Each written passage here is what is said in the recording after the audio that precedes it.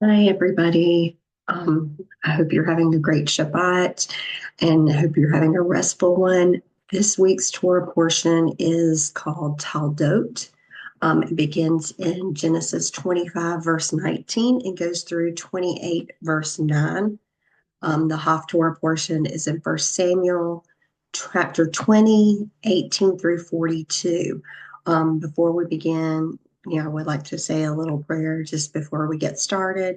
So, oh, Abba Yah, we thank you for this day. We thank you for this time of gathering. We thank you that we're still able to honor Shabbat and that we can gather together, even if we're far away from each other, Father, that we're able to gather together into your presence and you are there. Father, we pray today that you would just lift up the veil from our eyes. Help us to see the truth in your Torah. Help us to see Yeshua in your Torah today, Father.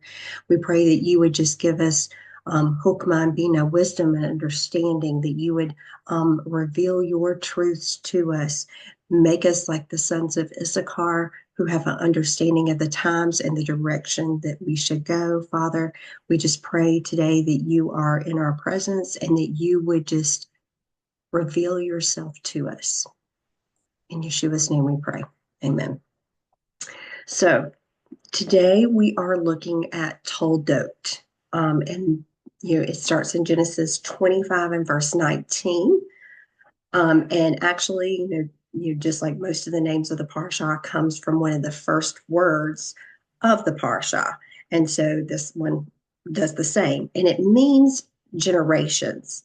And it's, or history, or, talking about the genealogy. And it begins with the generation starting from Yitzhak, with the birth, and then starting with the birth of Yaakov and Esau.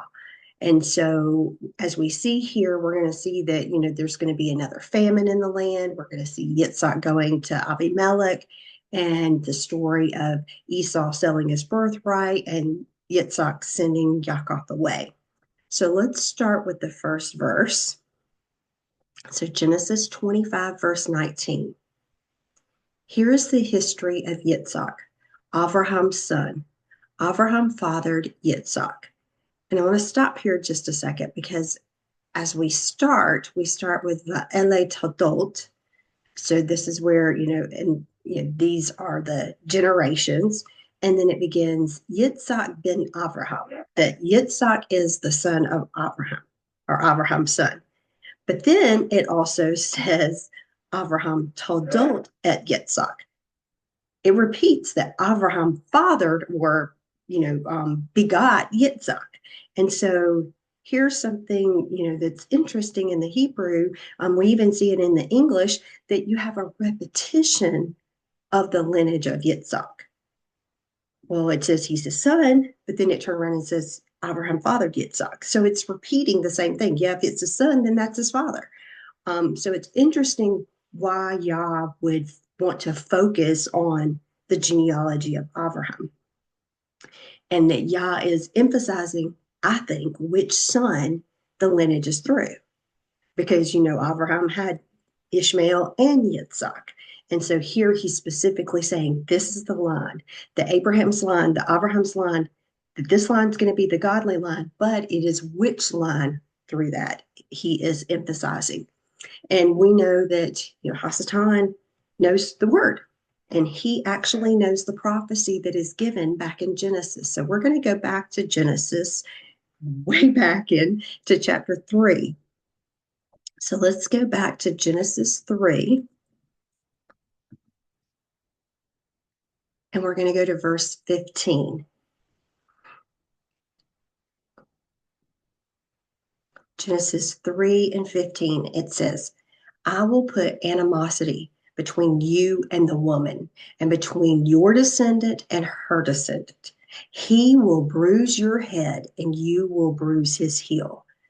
And we know that, this prophecy is about the woman, the seed of the woman that is going to crush the head of Hasatan, the serpent. So he is going, Hasatan is going to try to destroy what is godly. And here we're focusing on this godly line through Abraham, through Yitzhak. So Yah is very specific here, I think, about the which lineage it is going to be, because if we look, this godly line through Yitzhak is the lineage of Mashiach Yeshua. And he's traced back all the way to Avinu Abraham, our father Abraham. And when you take a look at, the difference in, what's going on in the world and why is this so important? And I know that a lot of people are, oh, we have to be in unity with all religions. I disagree with that. And I think there is a big difference, because the God of Abraham, the God of, traditional Christianity, is the God of Abraham, Isaac, and Jacob. The God of Judaism is the God of Abraham, Yitzhak, and Yaakov, Abraham, Isaac, and Jacob. But when we look at the God of Islam, there's a difference, because in the beliefs of Islam, we see that the genealogy has changed. They believe that it is through Ishmael. And that's one of the reasons why I believe that the God of Islam is not the same God as the God of Judaism and Christianity. And when we look at Abraham here, I believe that Abraham, the Hebrew, the Ivri, was charged with guarding the seed of Yah and ensuring that this seed, that it doesn't become compromised or just or destroyed by the serpent seed. And that was part of the motivation, when he sent Ishmael away from Yitzhak, that this was part of that motivation, that he was going to send him away. And let's go there in Genesis 25. And I'm going to go back to verse 5. It says, and this was from last week's Parsha, that Abraham gave everything he owned to Yitzhak. And then in verse 6, but to the sons of the concubines, he made grants while he was still living, and he sent them off to the east to the land of Kedem, away from Yitzhak's, his son. So, his other children, he's sending them away. He's giving them gifts, even though he's had other children. And I think, part of it is he is trying to protect this godly seed from becoming corrupt and from becoming destroyed. Now, we know that this genealogy in chapter 25 goes on to talk a little bit more about Yitzhak, and I believe that this commission flows on to him being the son of Abraham. So let's go down to verse 20. Okay, so chapter 25, and I'm going to go down to verse 20. And Yitzhak was 40 years old when he took Rivkah, the daughter of Bethuel, the Aramean, from Paddan Aram, the sister of Lavan, the Aramean, to be his wife. And Yitzhak prayed to Yah on behalf of his wife because she was childless, and Yah heeded his prayer. And Abraham became, not Abraham, Rivkah became pregnant. And the children fought with each other inside of her. And she said, if it's going to be like this, why go on living? And so she went to inquire of Yah, who answered her, there are two nations in your womb. From birth, they will be two rival peoples. One of these peoples will be stronger than the other, and the older will serve the younger. And when the time for her delivery came, there were twins in her womb. The first to come out was reddish and covered all over with hair like a coat. So they named him Esau. Can you imagine as a mom seeing your baby, covered in hair, already fully, like all over hair, completely formed. In verse 26, and then the brother emerged with his hand holding Esau's heel. So he was called Yaakov, he who catches by the heel, or he who supplants. And Yitzhak was 60 years old when Rivkah bore them. So first we see that Yitzhak was 40 years old when he took Rivkah as a wife. And in Hebrew, 40, of course, is the number of testing. We've got mem, and we've got two shapes for the mem, the open mem and the mem sofit, the closed mem. And so 40 is the number of testing. We think about, the 40 years the children of Israel wandered the wilderness. And like I said, 40 is the mem, which is mem means water. It represents the water or the foundation or foundation of knowledge. So as we're thinking about this, it can be open or it can be closed there. Now, Yitzhak, we know he's turning 40 and he finds himself with this great test that his wife is barren, just like his mother was. His wife is barren now. And now comes the test because it's not that he prays and answers his prayer overnight. It's 20 years which she is barren. And Rivka, like the other matriarchs before her, were childless. We think about Sarah here, and that she was childless until Yah intervenes. And then the commentaries, the rabbis say that this was purposefully allowed by Yah. Why would Yah purposely allow the matriarchs to be barren? And they believe it was this way that because the surrounding of the establishment of his nation Israel, it might be miraculous. And you think about it, there is a people today called Israel, all because we have a God of Israel who performed a miracle. Because if God did not intervene all throughout time, there would not be an Israel today. And so we read that Rivka conceives twins, and the animosity between Yaakov and Esau began before they were even born. And remember, as we're going through this Parsha, remember Yaakov gets renamed Israel. So this is why this is so important when you think about this, is talking about who is Israel. And going back to verse 22 there, looking at what it says.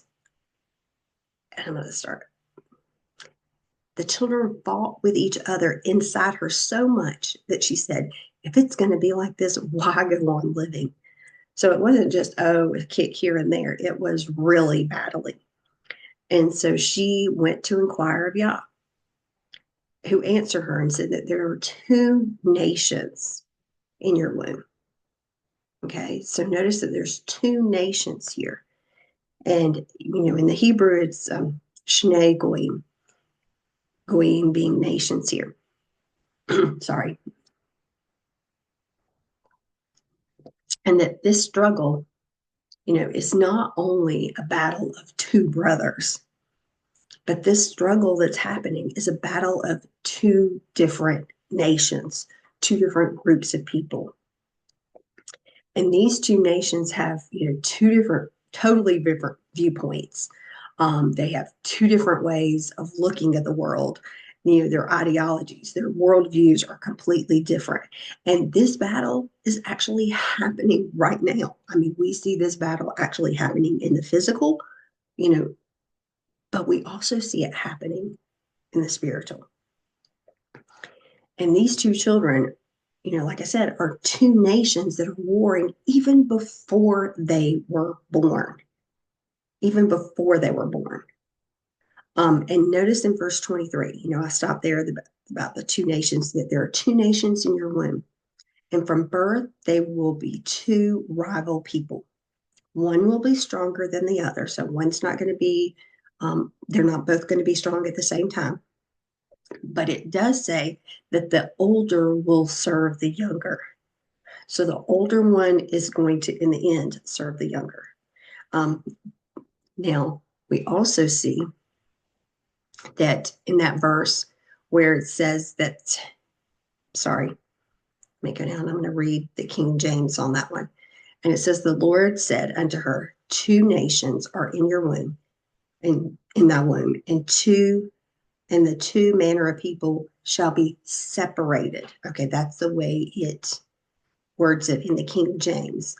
And when you look at that word separated, and even in the Hebrew, what that word is yiperedu, sorry, which is from the root parad. And parad means to divide or to separate. And when you're dividing and separating things, think back in school, when you're dividing, they're not alike. These things aren't alike. So, in other words, Esau and Yaakov are not alike.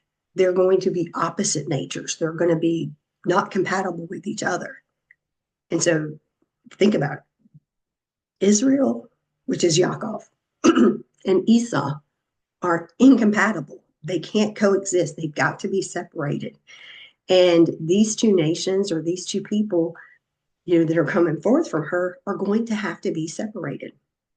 And I believe that when you start looking at these two, that yes, when it goes through these physical characteristics and these physical traits, that it's more than just describing their physical traits, that actually Yah is describing what type of person, what character each one of these men have.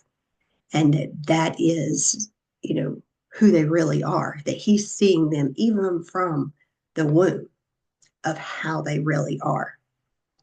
So I want to go back to that in verse 24. When the time came for her delivery, there came twins in her womb. The first one came out reddish, covered all over with hair, like a coat. So they named him Esau. And then his brother emerged with his hand holding his heel, and so he was called Yaakov. Okay, so when we look at these two descriptions, first of all, we see Esau was born red. He was red. And the Hebrew word red is Adon. So here it actually says Adoni or Adoni, which is, reddish. And he was covered with hair, Se'ar. And, you think about later on, we find out more things about Esau, that he loves to hunt. He's a hunter. He loves to hunt. Well, what do you see red when you're hunting? Of course, it's blood. And so in this word, Domini, we have Dom, which is the word for blood. And so inside the word red, we have the word blood. And so when we think about, that fits in with him being a hunter. And then we have Se'ar, which is hair. And the root of that is linked with Se'ir, which is a hairy goat. Now, wait a minute. What, we think about all the hair, but we think about this hairy goat. And in scripture, we do have a reference to a hairy goat, which is interesting because this is in connection with Esau. So let's go to the book of Leviticus. And I want to go to Leviticus chapter 17.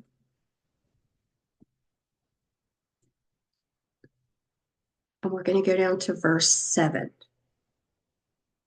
Okay, Leviticus 17, verse 7. It says, no longer will they offer sacrifices to goat demons, laserim, okay, before whom they prostituted themselves. This is a permanent regulation for them through all of their generations. So it's interesting here that we've got Esau related to the goats, that this is one of the descriptions that's talking about Esau. And remember, when we go over to the Brit Hadashah in Matthew 25,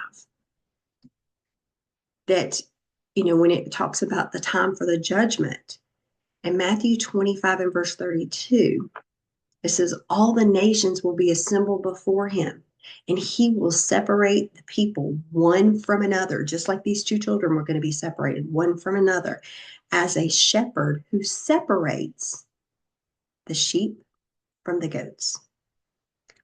And so, when you look, it's interesting that these things that are being read, the loving, that being the root of the word blood, at the root is Dom, is blood. And then we also have him being related to hairy, and that this hairy is related to this hairy goat, which is, this evil demon spirit that they weren't supposed to worship. And yet here is, and it talks about Yah is going to separate us like the sheep from the goats, and that those goats are related to Esau.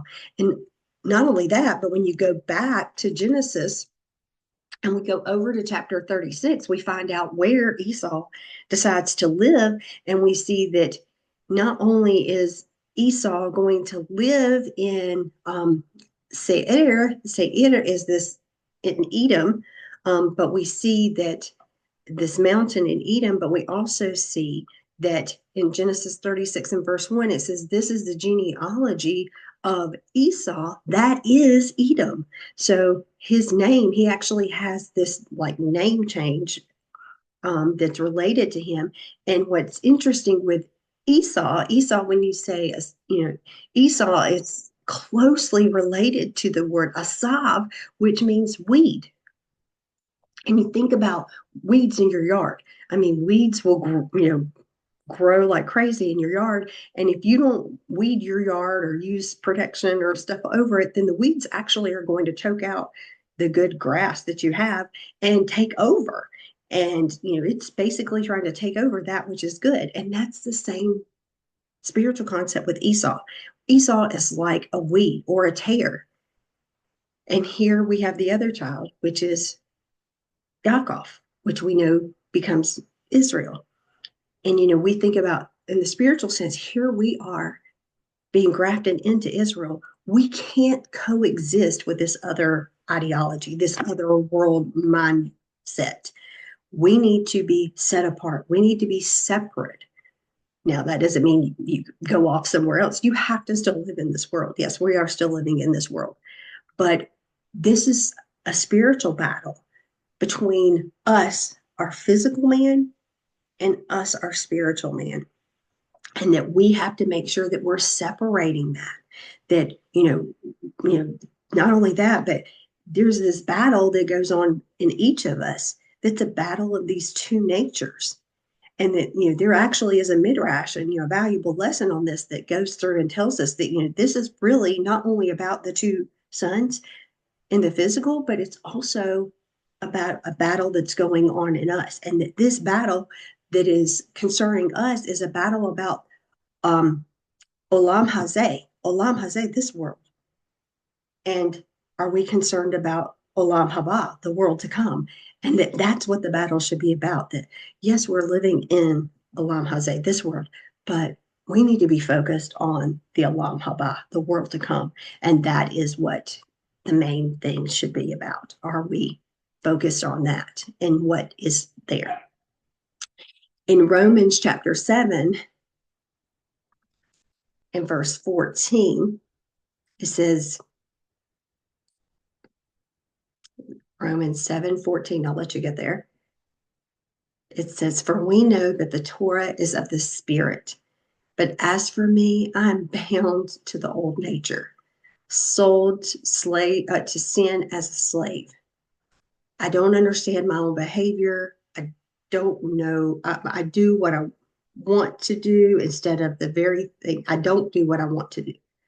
Instead, I do the very thing that I hate. And so, here we see that this battle that's going on, that, we put these men way above us, but they were still men and they had battles just like we do.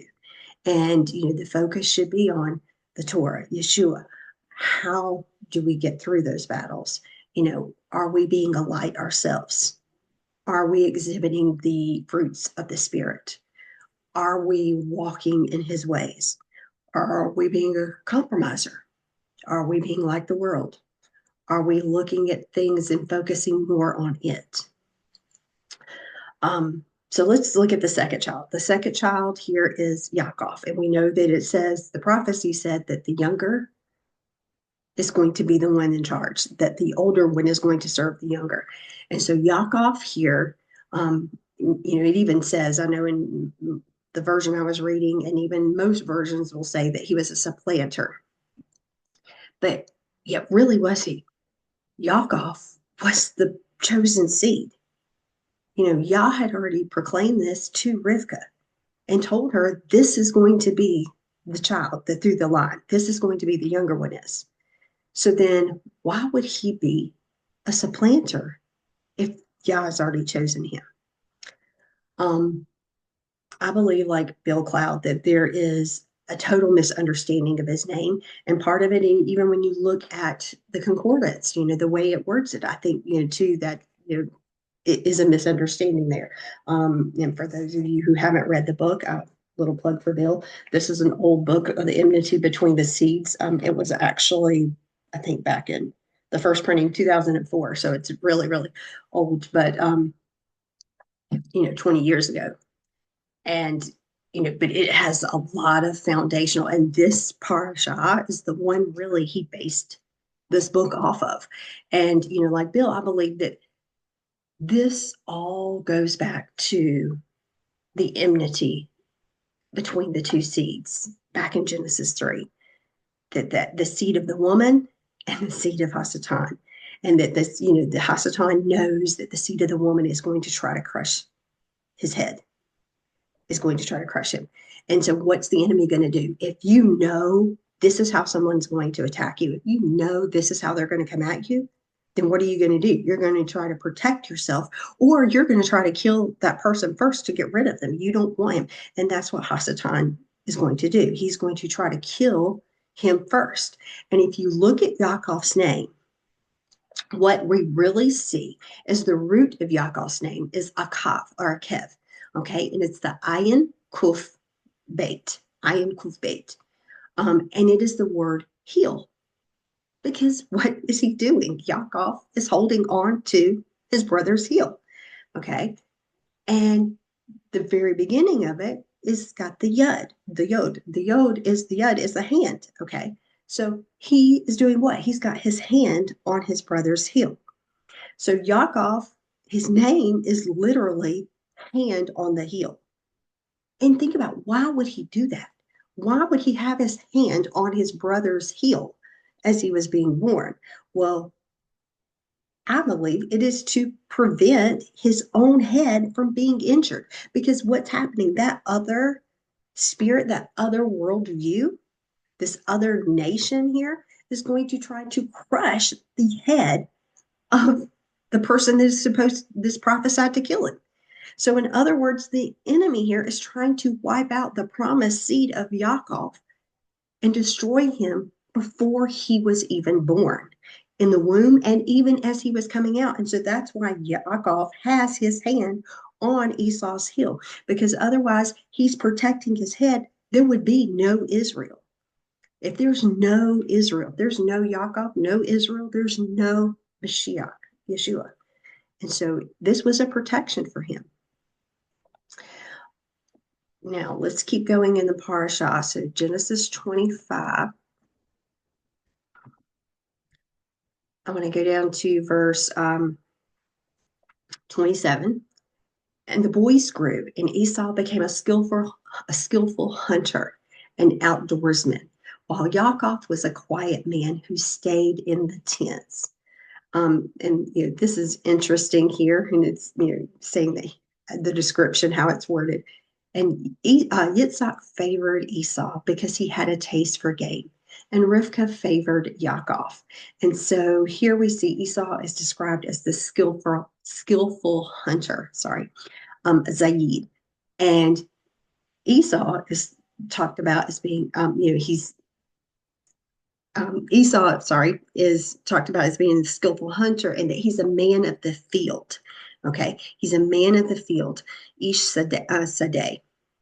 And the scripture is contrasting him with Yaakov, who's this quiet man. So we get this image of a man who's very quiet, who's just staying at home in the tents, and that's where he's living, and he doesn't really, so you really get a picture of this of Yaakov as being this sort of wimp guy. He's not really manly man, and here's Esau as this manly man, and that's the reason that Yaakov loves him. But this also brings to mind the contrast between Cain and Abel. And Yah preferred Abel. And you think about, both of these, here is Esau being a hunter, and here is Yaakov, dwelling in the tents. We think about, well, wait a minute, he's dwelling in the tents, but he's like being a shepherd. He is around those tents. He is actually shepherding the flock. And both of these have something to do with animals. And if you think about how a hunter relates to animals and how a shepherd is relating to animals, they're opposite. When you think about, what that hunter is doing. The hunter is a predator. He's going out, he's looking for that prey. He's stalking that prey. He's, hiding out in the woods. He's going to wear camouflage. He's going to try to blend into the surroundings so that the prey does not see him. And so, it's so that he can attack and get that, prey. But a shepherd, he's around the flock. He's actually caring for the sheep. He's using his rod and his staff to guide them and to lead them. He would actually put up brambles around them to protect them from the enemy. When he's out in a place where wolves or things might come and get them. And he, like I said, he's guiding them with his staff. And a lot of times, in the past, I've read that, when you think about a shepherd, a lot of times, the staff, when we think about the rod and the staff, is actually this one little, crook thing that, the handle is like a crook. And depending on how they held it as to whether it's a rod or whether it's a staff. But a lot of times, if the shepherd is walking behind and he wanted to direct the sheep in the way that they would go, that whether he wanted them to turn to the right or to the left, a lot of times he would take his staff and he would throw it in that direction. And then they would move in that direction. And so, this also goes back to that word, the root yada, from where we get Torah, that this is a teaching, it's an instruction that you're hitting the mark. And he's, using that staff to guide the sheep in the direction that he wants them to go. And so, these are two different descriptions of these men. And Esau, like I said, was a hunter, and he is in the world.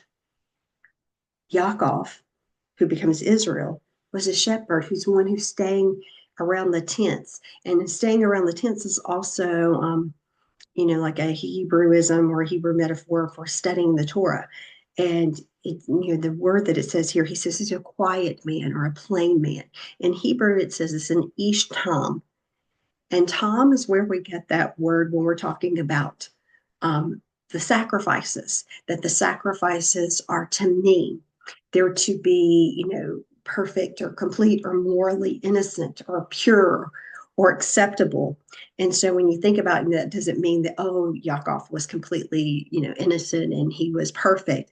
No, but that he was the one that was morally innocent and acceptable to Yah. And I find it interesting when I started studying this phrase, ish tam, that we see it used only 3 times. And the 2 other times that we see it used is in the book of Job. And so I want to go there. Let's go to Job chapter 1 and verse 8. Job 1 and 8 says, and Yah asked the adversary, did you notice my servant Job? There is no one like him on the earth, a blameless and upright man. He is an ish tam, okay, who fears Elohim and shuns evil. So he's this ish tam here. He's, this is the one time. And Yah is the one telling the adversary, here, have you considered him? Look at Job. He is this ish tam. We also see it in Job chapter 2. If we go down to verse 3, it says about the same thing. It says, Yah asked the adversary, did you notice my servant Job? And there is no one like him on earth, a blameless and upright man, Ish Tam, who fears Elohim and shuns evil, and that he still holds on to his integrity, even though you provoked me against him to destroy him for no reason.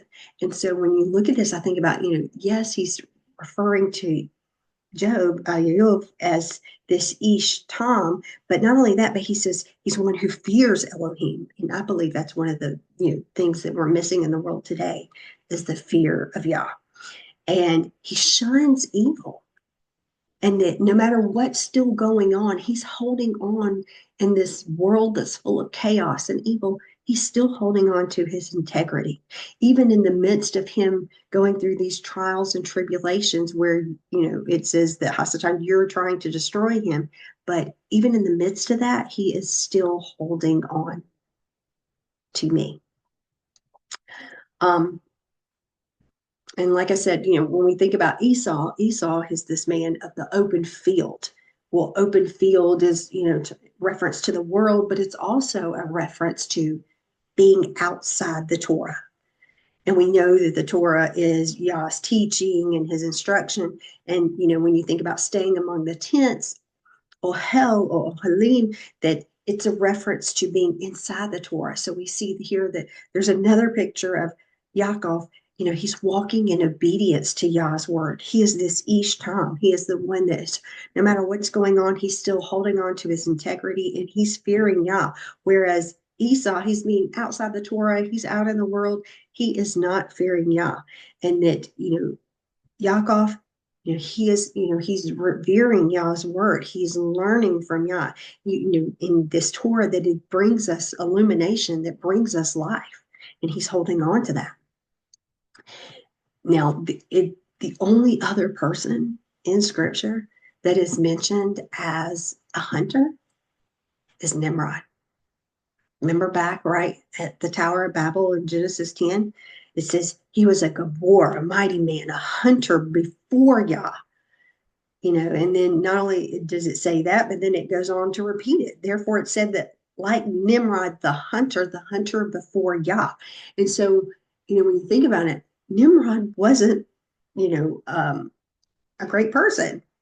And this Zaid is really a negative term here because is he saying that all hunters are bad? No, but he's specifically saying that this Zaid here, that this is a bad person. This is someone who's enjoying the killing. It's not that, because people had to hunt to have meat. It's, that was just a fact of life.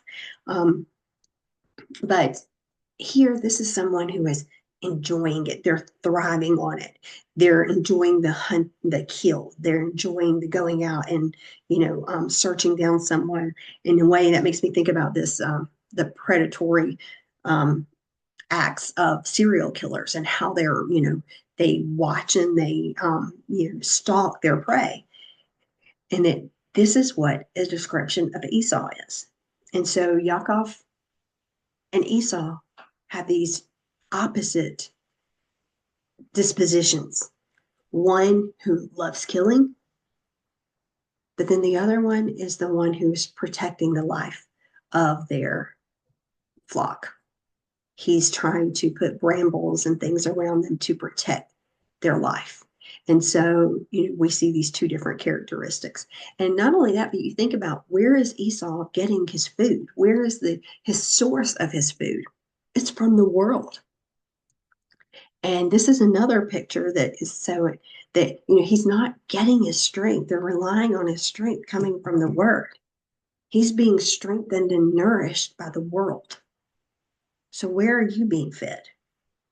Are you getting your food from the world? Or are you getting your food and your sustenance from the word, from the Torah? Is it nourishing you? And, is it the one that is your strength? Because, throughout scripture, we see that, the word is supposed to be our strength. And that's why, even in Romans chapter 8 and verse 7, it says, for the mind controlled by the old nature is hostile to Elohim because it does not submit itself to Elohim's Torah. Indeed, it cannot. And so, we have to think about what are we putting in our bodies? And it is not just what we're eating, but what are we consuming? What are we taking in with our eyes? What are we taking in with our ears? What are we, taking in with our mouth, if that be it? What are we feeding ourselves? Are we more concerned about feeding our physical flesh? Are we more concerned about feeding our spiritual man? And so we have this battle between the carnal and the spiritual that's going on in us too. And, Yah discerned, the conditions of both of these hearts even before they were born. And, we see that, he knew which one was which. And even before they were born, I believe that's part of the reason why Yah says, he saw all of these characteristics. And that's why he says that, that Yaakov I loved, but Esau I hated. And that it wasn't because, oh, I just chose to hate him, because he saw the nature, he saw the characteristics of Esau that was always about being against him. Now, let's go back to Genesis 25, and I'm going to go down to verse 30. Okay, and Esau said unto Yaakov, please let me gulp down some of that red stuff. That red stuff, I'm exhausted. And of course, this is why he's called Edom. And Yaakov answered, first sell me your rights as firstborn. Look, I'm about to die, said Esau. What use to me are my rights as firstborn?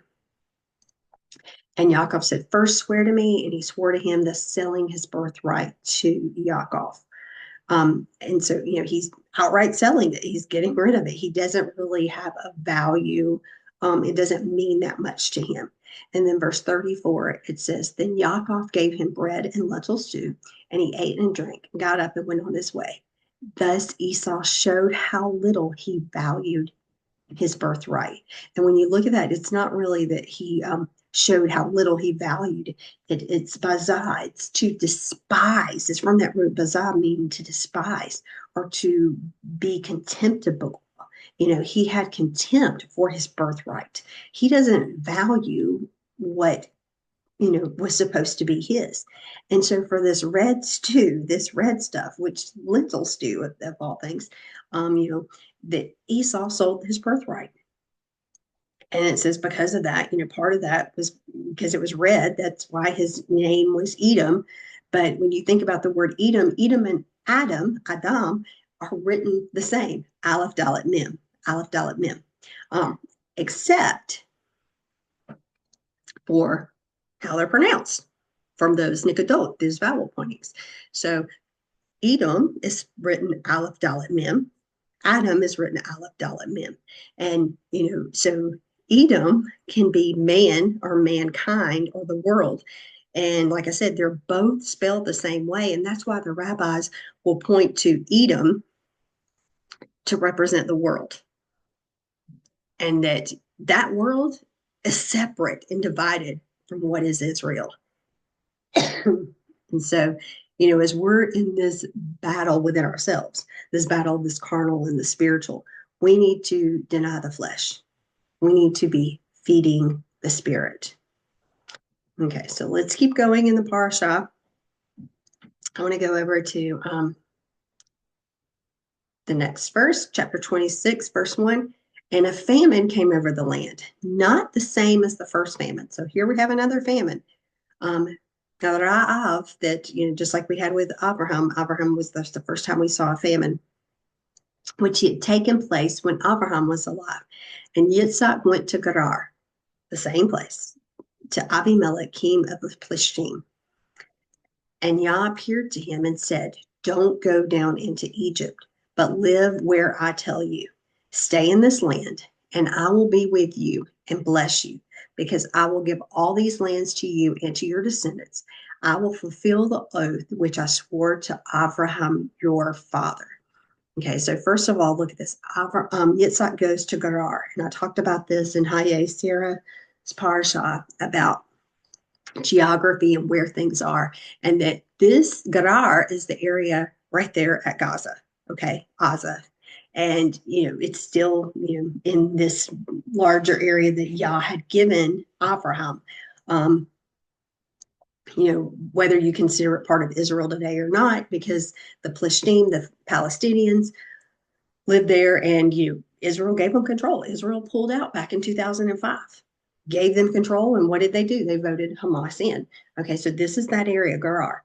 And he goes to Abimelech, the same Abimelech that, was in Abraham's day. And here, remember, Abraham is still alive at this time. So we've got Abraham still alive at this time. And, when we look at, keep going, I want to go in verse 4. It says, and I will make your descendants all as numerous as the stars in the sky. I will give you all these lands to your descendants, and by your descendants and all the nations of the earth will bless themselves. Verse 5, all of this because Abraham heeded what I said and did what I told him to do. He followed my mitzvahs, my regulations, and my teachings.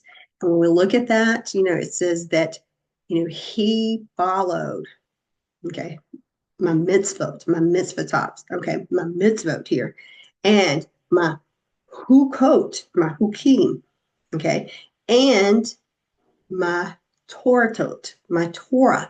He followed my teachings, my instructions. So Torah is not the law, it is instructions.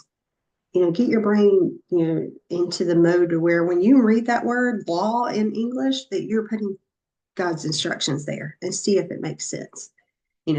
However, when you get to Paul's teaching, sometimes when he's talking about law there, he's talking about the laws of the world, the law of sin, and not the law of God. So you have to really read that part in Romans and things in context. Now, so when we see here that it was Abraham that obeyed the Torah, and you think about, wait a minute, this is long before Moshe was receiving the Torah on Mount Sinai. But this is the very first time we see Torah is used in Scripture. And not only that, but we see that Abraham knew what it was. He obeyed it. Well, how did he know that? Because of it was taught. Adam walked in the garden with Yah. What was he doing when he's walking in the garden with Yah? Yah's teaching him. These are my ways. This is, and then, what does Adam do? After Adam gets kicked out of the garden, but he has children, he's still teaching his children. Now, of course, you have children, some that go astray and some did, but then you have the righteous line that obeyed, and that's what is carried down, and we see it carried down. And I think that's one of the reasons Yah is focusing so much on the genealogy here, to know which line is that righteous line. And I want to look at something else too, because I want to skip down to verse 12. I think about this, that Yitzhak planted crops in that land. Here he is in Gerar, and he went there. Why? Because there was a famine. And he planted crops, and it reaped that year 100 times as much as what he sowed, and Yah blessed him. Okay, so it was in the famine, and he plants and he reaps 100-fold. And this man becomes rich and prosper more and more until he becomes very wealthy indeed. And so you think about why others were starving, Yitzhak was able to become very wealthy. And he sold that, he had that abundance and he's selling that abundant grain. So you think about how this story would have been, like we were just talking about, being passed down, how the story of what your father, he was righteous, he listened to Yah and he obeyed him. He didn't go down to Egypt like Abraham did. He says he stayed in the land. And I think that too, that goes back to last week's Parsha that I talked about, Yitzhak not leaving the land because he was an olah. He was a living sacrifice. And that sacrifice can't leave the holy place. So he can't leave the land of Israel here. And he obeyed. He stayed there. And by obeying Yah, that he had this 100-fold blessing. And think about this story that would have been passed down to his progeny. That later on, when there is his grandson, Joseph, is in Egypt, and there's this time of prophesied of famine. He's like, wait a minute. Oh, remember what Grandpa did? Grandpa listened to Yah, and he had this, he obeyed Yah, and because he obeyed Yah, Yah blessed him 100-fold. And so you think about how this story would have passed down, and this righteous seed says, okay, you know what? I'm making sure I'm going to obey Yah. Okay. So let's go back to the Parsha. Just go down to verse 14 since we're there. Okay. And he had flocks, he had cattle, and a large household, and the Plishtim envied him. Now the Plishtim had stopped up and filled with dirt all the wells his father's servants had dug during the lifetime of Abraham, his father. And Abraham said to Yitzhak, you must go away from us because you become much more powerful than we are. And so Yitzhak left, set up camp in the Wadi Gerar, and lived there. And Yitzhak reopened the wells which had been dug during the lifetime of Abraham his father, the ones the Plishtim had stopped up after Abraham died, and called them by the names his father had used for them. And so think about what's happening here. You know, here we see, he is digging up these same wells. And if you notice in the next verse, it says, and Yitzhak's servants dug up in the wadi and uncovered a spring of Mayim Haim, living water. Think about here in the Middle East, there's not a lot of water source. You have some in around springs, but it's, you've got to know where these springs are. And the Plishtim, the Philistines, it doesn't make sense that they would fill in these wells with dirt. But you've got to remember that these wells, a lot of times, were given names as a testimony of the God that they're serving. And so in Abraham's lifetime, the wells that he dug and he named them were a testimony of Yah. And so here in the time of Abraham and in the Middle East life, it revolves around these wells, this water. And so each time Abraham dug a well, he gave it a name that testified to the true nature of Yah. And because of the importance of that, the Philistines, they didn't want to honor Yah. And so they didn't want this as a witness to everyone living in the area of what Yah had done. And so they're filling them in with dirt. So the enemy is putting dirt on your living water. And you think about in your life, how many times as you're starting to walk this path, have people come along and try to put dirt on your living water. They're trying to, cover up what you're doing or, what you believe there. And so that's another picture. Now, when we see this happening, Yaakov and Esau were about 15 years old at this time when Abraham dies. And when Abraham dies, these locals are reverting back to idolatry. And they're trying to stop what Yah is doing, trying to erase Yah's teachings, trying to erase his memory. So they're filling in these wells with dirt. And then here comes Yitzhak, and he's redigging these same wells. And he's re-giving them the same names that they had before. And he's trying to proclaim the witness and the greatness and the glory of Yah. And that's like us. What are we doing? We are coming back to the way. We're coming back to the living water. We're having to work at it and dig it back up, but we're trying to give it the same name that it had before. We're going back to using the Hebrew. We're going back to looking at those. And why are we doing that? To be a witness of Yah and his glory. Okay. The next part, I'm going to skip down, just so we can save time to get through some of the Parsha. Let's go to verse 34. When Esau was 40 years old, he took as his wives Yehudit, the daughter of Beeri the Hittite, and Basmat, the daughter of Elon the Hittite. But they became a cause for embitterment of spirit to Yitzhak and Rivkah. And so here, what's interesting is, here we've got Esau, and another character trait, is going back to, responsibility and the choices that he's making. And here he is, and he is actually choosing these wives as an embitterment to Yitzhak and Rivkah. He's knowing that the choices he's making is going to be, a slam in their face. It's going to cause them, grief to them.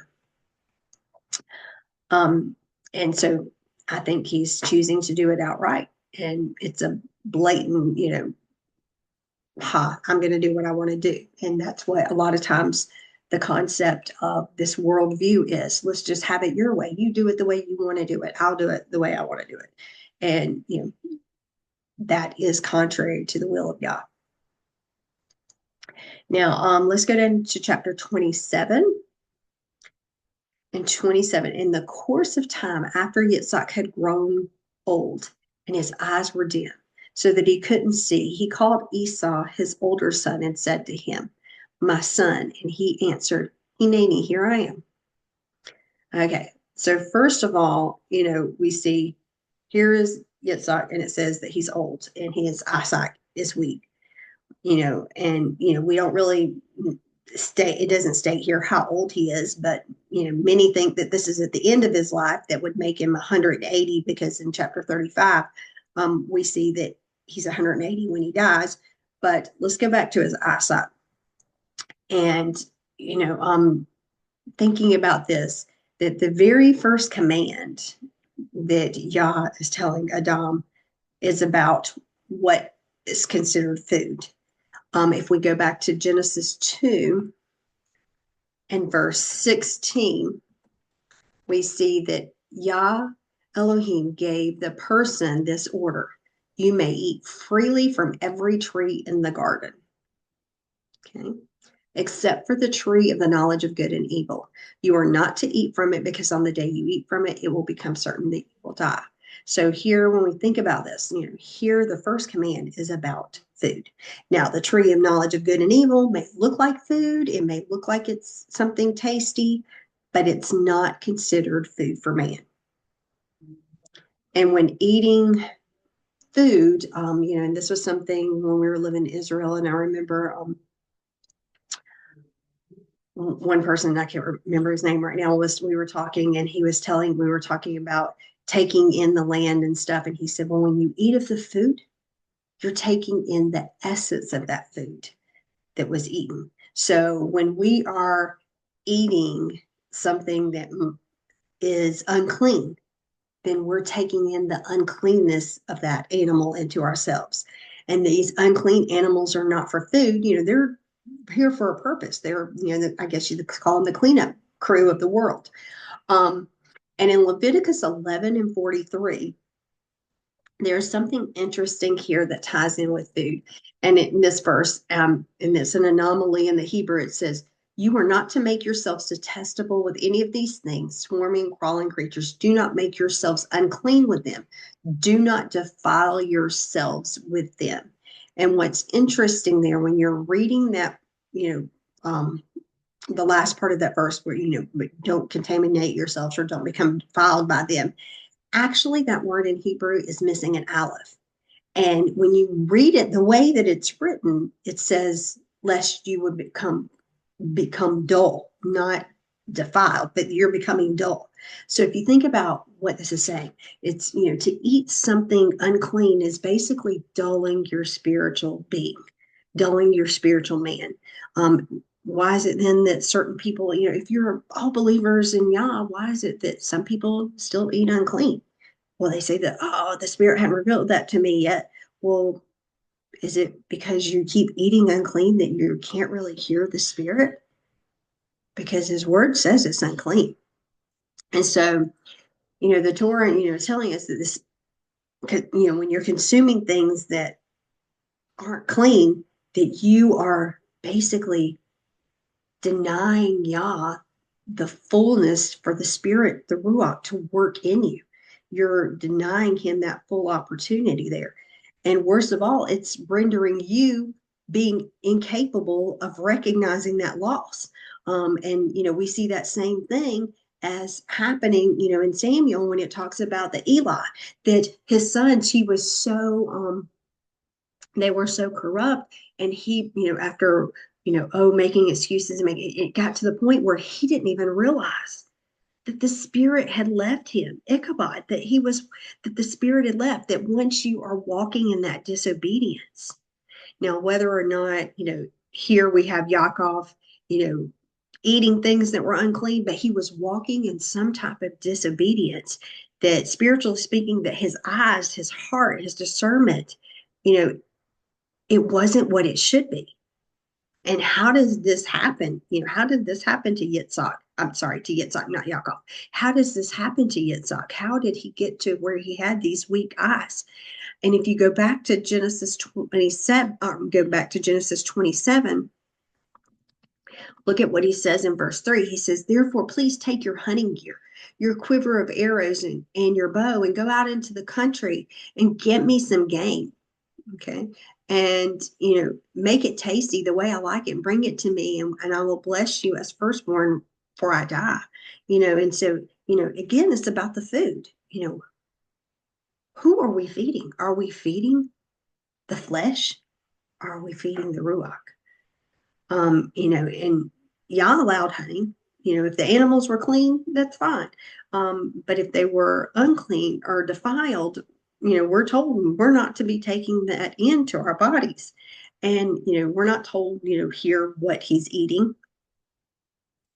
But in the book of Malachi, it records that Esau's defiled offering before Yah, and it talks about the corruption of the priesthood there, and they were taking unclean things. Eating of blood or eating of the unclean, defiled meats would render you with the blindness, not a physical blindness, but a spiritual blindness. And after a period of time, just like here, I think, probably Yah manifested it in the physical sense too, that that this brought on not just only a spiritual, but it can bring on a physical death. And that we read that Yitzhak lost his eyesight, and Esau made, we know that Esau made unclean choices in his life, and we are what we eat. Leviticus 17, we are what we eat. We're taking those things into our body. So whether or not that is true, somehow or another, his spirit had become dulled and he did not even recognize it.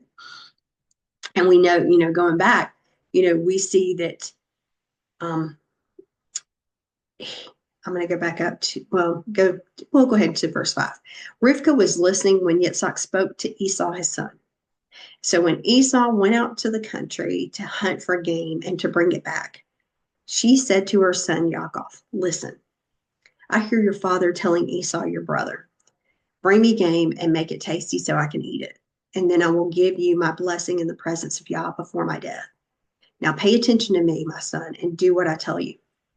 Go to the flock and bring me back 2 choice kids, and I will make it tasty for your father the way he likes it. And you will bring it to your father to eat, so that he will give his blessing to you before his death. So, I want to stop right here, because many see Rivka, as a mother. Oh, is she babying her son? She's trying to get this blessing for him, and that she's manipulating the situation. Okay. But remember, Yah told her who the chosen one is. Okay. Now, if we keep going, well, let's skip down. Okay, let's skip down to verse 17 a minute. Okay, so she gave him the tasty food, and she put the bread she had prepared to her son Yaakov. And he went to his father, and he said, my father, here I am. Who are you? Here I am. Who are you, my son? And Yaakov replied to his father, I'm Esau, your firstborn. I've done what you've asked me to do, but now get up now, sit down and eat the game, and then give me your blessing. And Yitzhak said to his son, how did you find it so quickly? And Yah Elohim made it happen that way, he answered. And Yitzhak said to Yaakov, come here, come close to me so I can touch you, my son, and know whether you are in fact my son Esau or not.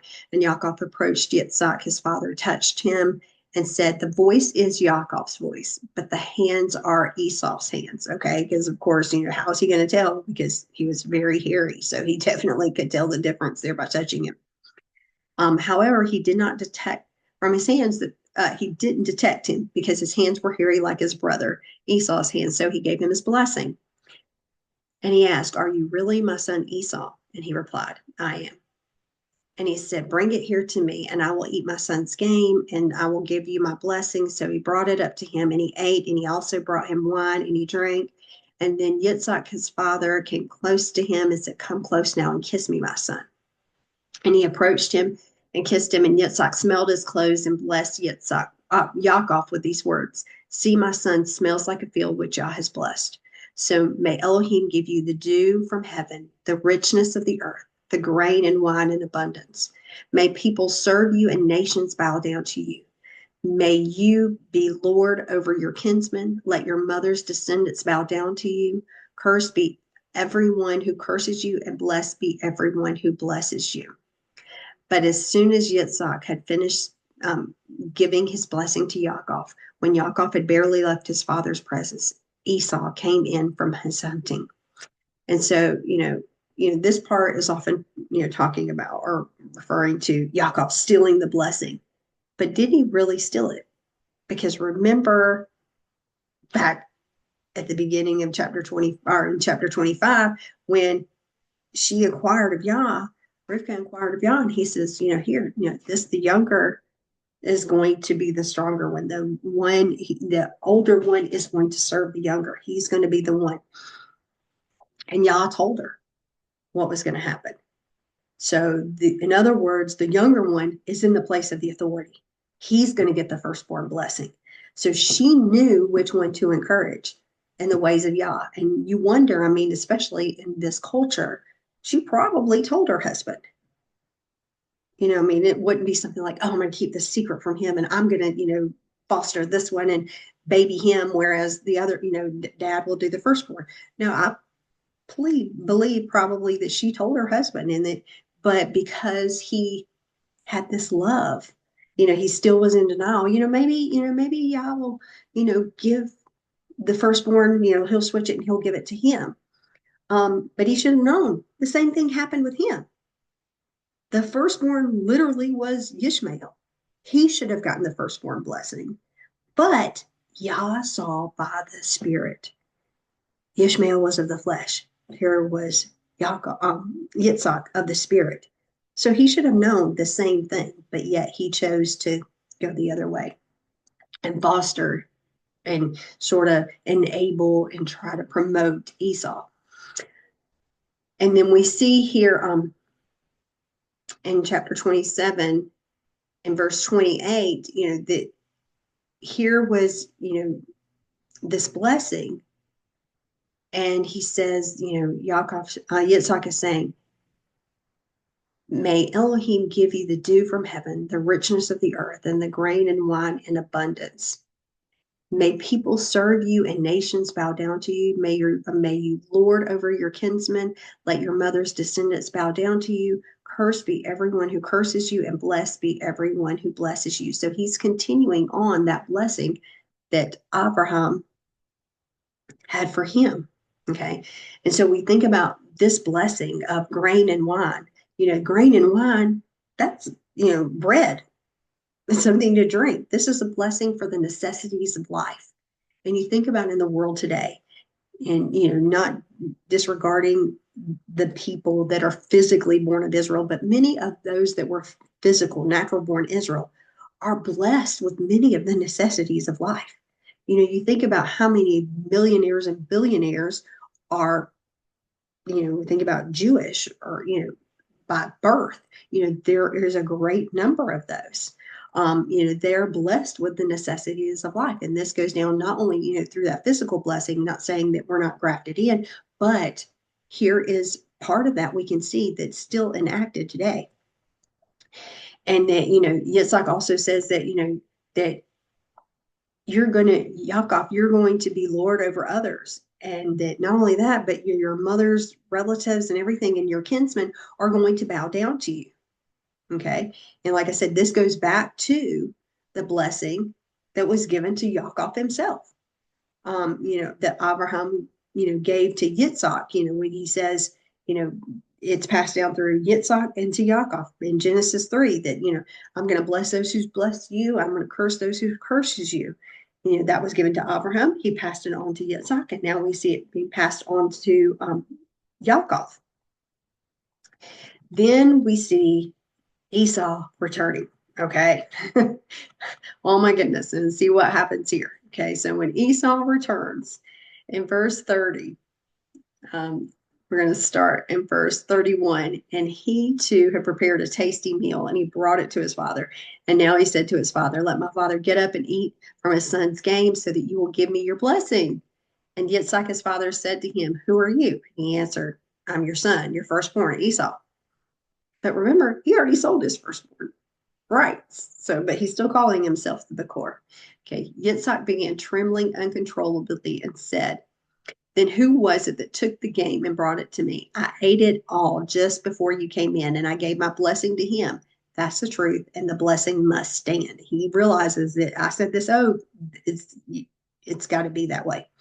And when Esau heard his father's words, he burst into loud, bitter sobbing. Father, bless me too, he begged. And he replied, your brother came deceitfully and took away your blessing.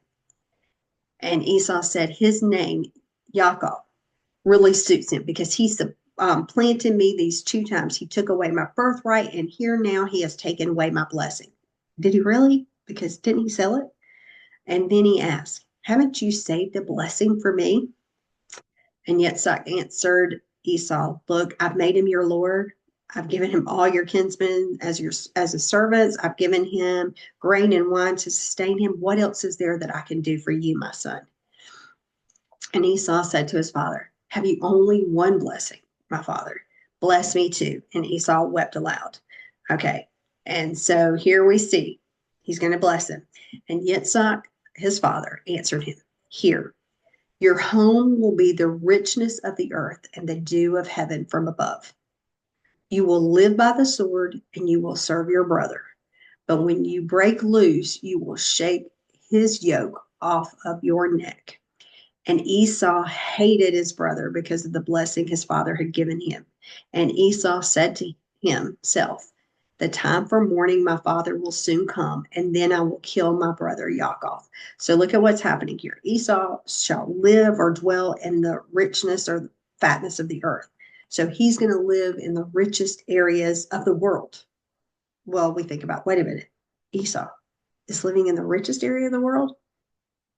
Saudi Arabia, parts of Jordan, this Middle East. How is this the richest area in the world? Isn't it desert? Oil. The oil, the rich is the shemen, the oil. Okay. So here he was going to live in the wealthiest places in this world. But it also says that he shall live by the sword and he shall serve Yaakov. And, here Esau's hatred would continue over Yaakov, Israel. And this hatred continues even today. And this is part of the basis for the war that's going on with Hamas. It is that's there. But we see that it is supposed to, Esau is supposed to be under or serve Yaakov. That is part of the blessing there. And like I said before, we've got Esau, he marries these women that become a contention, a source of grief for his parents, Okay. So let's continue reading there. Okay. It says in verse 42, but the words of Esau, her older son, were told to Rivkah, and she sent for Yaakov, her younger son, and said to him, here your brother Esau is comforting himself over you by planning to kill you. Therefore, my son, listen to me. Get up and escape to Laban, my brother, in Haran. Stay with him a little while until your brother's anger subsides. Your brother's anger will turn away from you, and he will forget what you did to him. Then I will send and bring you back from there. Why should I lose both of you on the same day? And Rivkah said to Yitzhak, I'm sick to death of these Hittite women. If Yaakov marries one of these Hittite women like those who live here, my life won't be worth living. So Yitzhak called Yaakov, and after blessing him, charged him, you are not to choose a wife from the Hittite women. Okay, so notice what he's saying here. At this point, Yaakov is not married. Now, this is where, I really started going through and thinking about, wait a minute, how old were they when this is going on? We're tend to think that Yaakov and Esau, being twins, they were young men. They just hadn't got married yet. But by looking at the genealogy and we start going through, we know that Yitzhak lives long enough to see Joseph's birth. In Genesis 35 and 28, it says Yitzhak's 180 when he dies. Okay, so Yitzhak's 180 when he dies. And when Yaakov and Esau were born, we know that he was 60. We read this at the beginning of the Parsha, 25 and verse 26. So that would mean that Yitzhak would not have died, So if he was 180 when he dies, well, he was 60 when he has Esau and Yaakov. Then when Yitzhak dies, Yaakov would be 120 years old. Okay, does that make sense? That he was 180 when he dies. He has his children at 60. And when he dies, they would have been 120 years old. Okay. So working my way around here, if we go through like scripture and see what we know about this, can we work our way backward to figure out, well, how old was Yaakov when he goes to Padam Aram? So when we look at Genesis 47 and verse 9, okay, Genesis 47 and verse 9, we see that Yaakov, when he meets Pharaoh, he's 130 when he meets Pharaoh. So we know when he goes into Egypt, he's 130. But, we're working our way back. Okay, in Genesis 45 and verse 6, it tells us that there are 2 years. The length of the famine before Yaakov enters Egypt was 2 years. So we take away 2 years.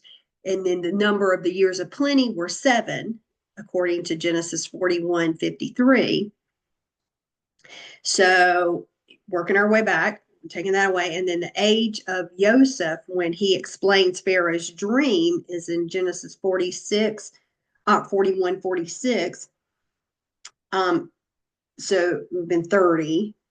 And so, the presumed age of Yaakov, then when Joseph is born, is going to be about 91. So Joseph was born, we know, 14 years after Yaakov went to Padan Aram.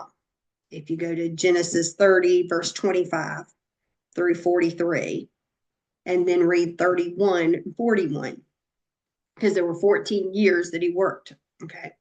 So if Yaakov was indeed 91 when Joseph was born,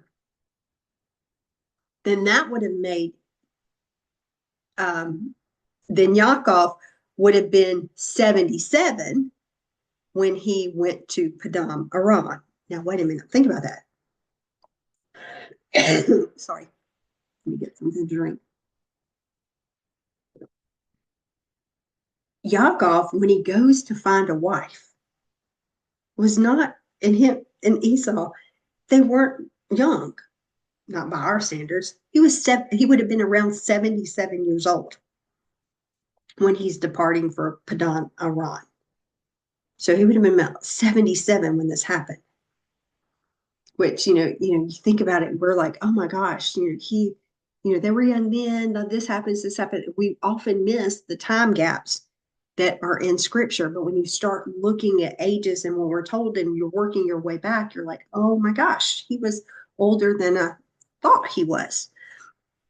And, to think about too, well, let's go back a minute. Let's go back to 27. And I want to look at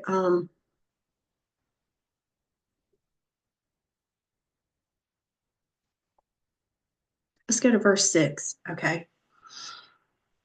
Notice what she's saying here. Okay. She said to her son Yaakov, listen, I heard your father telling Esau, your brother, bring me game and make it tasty so I can eat it. Then I will give to you my blessing in the presence of Yah before my death. Okay. Now pay attention to me and do what I tell you to do. Okay. So go to the flock and bring me back 2 choice kids. I will make it tasty for your father the way he likes it.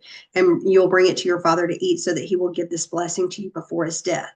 Okay. And it's interesting here. I was thinking about that. Rivka was very specific with Yaakov. And, when he's doing it, that you go and you bring me these 2 young goats and she's going to prepare them. And you think about, a goat in scripture, can represent a sin sacrifice, and it's the one that, is the sacrifice or the one offering it. Well, Yaakov is bringing 2 goats. Well, Yaakov is later renamed Israel. And you think about, well, wait a minute, he's bringing 2 goats. And the 2 goats, I think, are prophetic because it's representing the sin sacrifice for the whole nation of Israel. Because remember, after the kingdom was united David united the kingdom because they were split before David, but David united the kingdom. But then after they stayed united during Solomon, but then after Solomon, we had the split in the kingdom, and the southern kingdom, Yehuda, which actually had part of Yehuda, Levite, and Benjamin. But it was called the kingdom of Yehuda. So that's why they all refer to themselves as shoes. Was under Rehoboam, and then Jeroboam had the northern kingdom, which is Israel, Ephraim. It's called other things there, but the northern kingdom. So Ephraim, Israel, and so when we see that it's interesting that we know all of Israel, both houses sinned, and here was Yaakov bringing two goats for a sin offering. When you think about a goat, really, one goat would have sufficed to have the skin in order to cover him with enough hair. And it would have been enough for food for him to feed his father. And so these two goats, were like a picture for the sacrifice for sin for both Yehuda and Ephraim, or Israel. And we know that, it's interesting that, too, on Yom Kippur, you had two goats.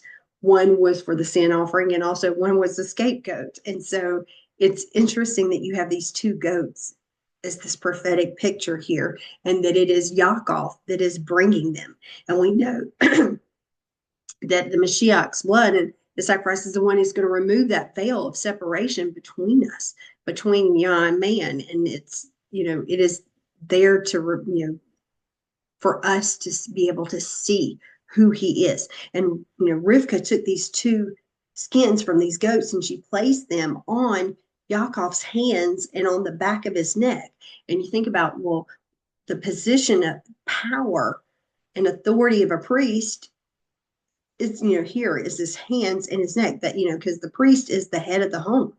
But he's also, the husband is not only head of the home, but he's also priest of that home. He's the one that is having that spiritual covering over that household. And the hand, when you think about idioms, the hand conveys the authority or responsibility or the care or dominion, what you're doing over something. And so in this case, the birthright and the blessing of the covenant given to Abraham, the power and the strength, it's showing that it is being placed upon Yaakov. And you think about, too, to stretch out one's hand or arm was a reference to, think about the two sticks of the Torah scroll that's, wrapped around. And it's a picture, too, of you're reaching out, you're yearning for Yah. And the covering of these two hands refers to the atonement, the covering of the whole house of Israel. And that these two houses need to be submissive to Yah. They need to be, seeking Yah. They need to be the ones that are dwelling in his tents. And so, too, like I said, that Rivka placed him on Yaakov's hands, but also on the back of his neck. And the neck, you think about the yoke. This is where a yoke is worn. The neck symbolizes strength and surrender. And, when you think about it's placed on the back of the neck or on your shoulders, well, the word shoulder in Hebrew is Shechem. And Shechem is the town where Yaakov goes to after parting from his brother, subsequent to the reunion in Genesis 33 and 18. And that's where Yaakov's well is. That's the, sorry, that's the same well that we see the Samaritan woman come to in the Brit Hadashah in John chapter 4, that she comes to Yaakov's well, that's here in Shechem. And Shechem was the first place that Abraham stopped. You remember when he was coming out of Haran back in Genesis chapter 12, that's where he built an altar of Yah. Remember, that's where, later we see the descendants with, Dinah being raped there by the men of Shechem. So, okay. So anyway, there's lots of stuff that happened at Shechem. And, we see here in this story that Yaakov comes before his father Yitzhak, disguised as Esau, in order to get the blessing. But He's walking out Yah's will because Yah already gave that blessing to him. He's doing whatever he can to make sure that Yah's word comes to fruition. Um, one last thing, and I guess we'll wrap it up here, but let's go down to chapter 27. I want to go down to verse 46. Sorry, got a lot of allergy issues right now. Okay, yeah, let's look at 46 here because there's something that stuck out with me in this one.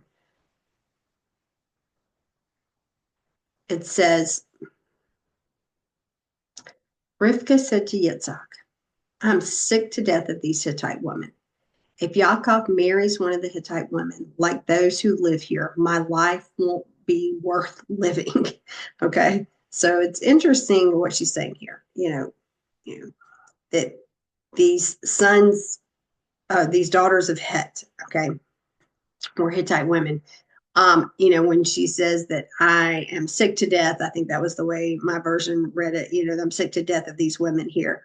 In some versions it reads, what was it? I'm weary. Okay. I'm weary because of these women. And when you look at that word, what is interesting, you don't see it like when I'm looking at it in my Bible program, I don't see it written here this way. But when you look at it in a Torah scroll, a lot of times, like if you're looking at the Hamash or the Tanakh in Hebrew, they usually have a little mark there and that gives you a little note that, yes, there is something different about this word. Okay. So when you look at this, sorry, I'm trying to get there back to my screen. Kazati. Okay. It is written Kuf Zadi Tav Yud. Kuf Zadi Tav Yud. The Kuf, the first letter here, is actually written much smaller. Okay. And Kuf is the first letter of the word kadosh, or set apart or holy. Okay. And Kuf has a numerical value of 100. And it's said to represent perfection and completion. It's the 19th letter of the alphabet, which 19 makes a connection with Hava being the bride. Okay. But and when you look at the image, how it's made in Paleo Hebrew, it's actually the image it makes is like horizon and the sun. Okay. And it's the sun on the horizon. And in this context, it can mean circle or time. And in Psalms 19, it's actually used in this verse. So let's go to Psalms 19 a minute.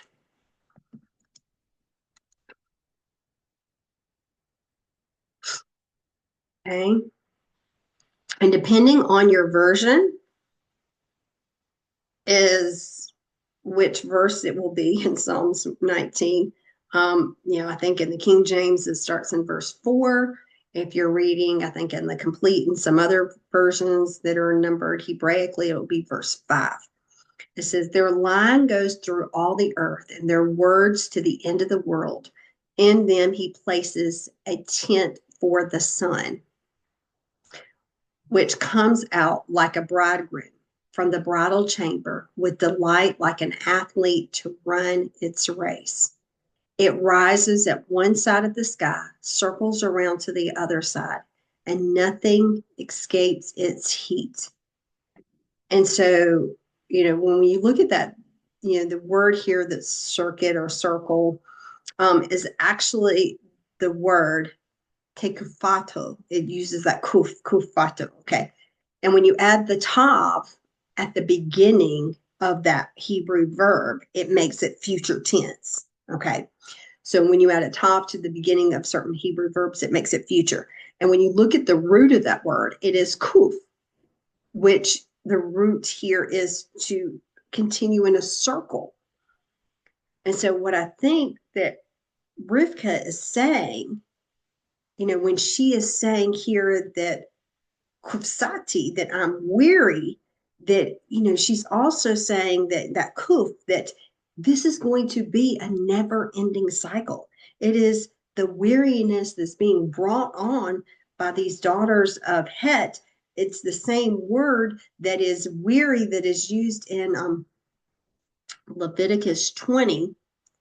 When I was looking up in Leviticus 20 and verse 23, it says, do not live by the regulations of the nation which I'm expelling ahead of you, because they did all these things, which is why I detest them. Okay. And that word that is detest, or depending on which version you're reading, abhor them, is actually the same word. And that kuf is that, like I said, that 19th letter of the alphabet, which 19 is linked with Hava, Eve being the bride. And so as this small kuf is there, right after, just talking about Yitzhak, I think is telling us that at the end, there's going to be a picture of a true bride, but there's also going to be a false one. And, Rivka is recognizing that there's this one that is the false one, that's the sons, like the daughters of Het, and Het being terror, is that it's this continuous cycle. They keep marrying and intermarrying this, and they're getting worse and worse and worse. And that I'm going to be weary of it. It's not that it's just weary, but it's this cycle that's going on and on. And I don't want that kind of bride for my son. There's got to be that true bride there too. And that she is being weary of, seeing, she has the foresight, the prophetic vision to see that this is the enemy coming in and trying to destroy. And I don't want that. I'm going to protect this seed. And this is a question for us. Which one are we going to be a part of? Which bride are we going to be? Because these two brides are going to coexist simultaneously. One is really the true bride, and the other has another seed. And it's not the bride of Yah. And, you think about even in Revelation, when you think about Laodicea and Philadelphia, these last two congregations there, they're happening simultaneously. They're both in existence at the same time, because he tells you to go back to Philadelphia, go back to that. Don't, so there's going to be these two that are going to exist at the same time. One is the real one.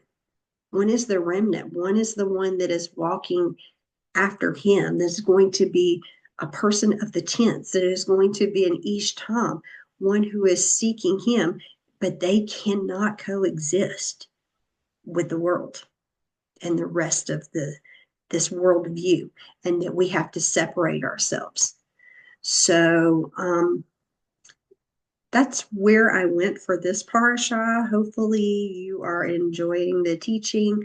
Like I said, this one I had to pre-record a little bit, so and couldn't be with you live. Hope you have a blessed Shabbat. And my husband's not here now. Normally he does the priestly blessing, the Aaronic blessing, but may you be blessed this Shabbat. I thank you for listening and hanging in there with us. And I just pray that you will have a great, restful day. May Yah bless you today. Amen.